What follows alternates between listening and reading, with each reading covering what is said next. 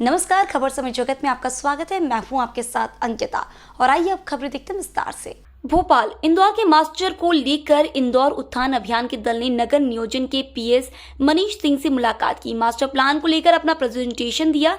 इंदौर उत्थान अभियान के प्रतिनिधि मंडल ने बताया कि इंदौर विकास योजना 2035 की प्रक्रिया तेजी से चल रही है, लेकिन इंदौर की 3,50,000 जनता के सामने एक गहन और गंभीर प्रश्न उठता है कि जब इंदौर की जनसंख्या 2035 में 50 लाख से भी अधिक हो जाएगी और देश में इंदौर की पहचान जनसंख्या के आधार पर मिनी मेगा सिटी के रूप में लगेगी, ऐसे में मास्टर प्लान भी इंदौर का ऐसा हो जो देश में सबसे बेहतर हो। नाम बताइए।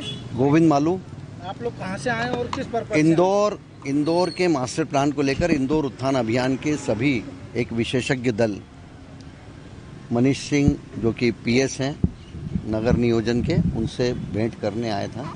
उनसे 1 घंटा विस्तृत विचार विमर्श हुआ। हमारे अग्रज जिनके नेतृत्व में ये मास्टर प्लान की एक रूपरेखा और क्या होना चाहिए, अजीत सिंह जी नारंग साथ में आए पूरा डॉक्यूमेंटेशन के साथ। उनको डॉक्यूमेंट भी दिए, उनको तकनीक भी कि किस तकनीक से मास्टर प्लान बेहतर मास्टर प्लान के रूप में आकार लेगा और देश का एक मॉडल मास्टर प्लान बने, क्योंकि इंदौर एक व्यावसायिक शहर है, मध्य प्रदेश का एक महत्वपूर्ण शहर है और आगे आने वाले 100 साल में किसी भी तरह से वहाँ पर और किसी भी एम्यूनिटीज़ की न तो कमी रहे, न कोई सबका एक सामंजस्य भी रहे और एक सुनियोजित विकास हो सके और आमोद प्रमोद के साधन हों, खेल के साधन हों, उद्योग व्यापार का केंद्र है उसके साधन हों, यातायात की व्यवस्थितता हो, उसके बारे में हमने हमारे सारे सदस्यों ने उत्थान समिति के उत्थान अभियान के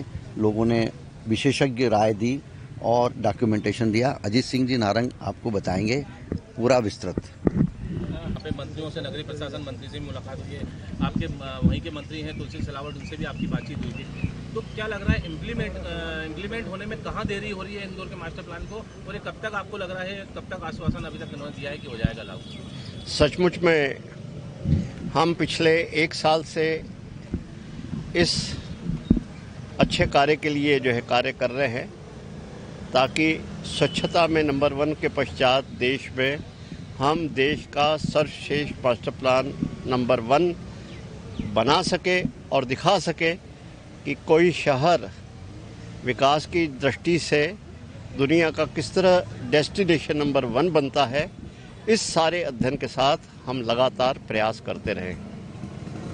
हमें खुशी है कि इंदौर के सभी जनप्रतिनिधियों की, सांसद जी की, मंत्रियों जी की, सबकी, इवन भूपेंद्र सिंह जी मिनिस्टर साहब की भी, सबका हमें समर्थन मिला है और उन्होंने ये कहा है कि काश ऐसे नागरिक हर शहर में हो जाए तो यह प्रदेश आगे बढ़ने में कोई देरी नहीं करेगा। लेकिन बातें हो रही है, प्रशंसा हो रही है, समर्थन मिल रहा है, लेकिन उस दिशा में कार्य जिस तरह से होना चाहिए उस तरह से नहीं हो रहा है। इसलिए आज हमें आकर के मनीष सिंह साहब से मिलना पड़ा।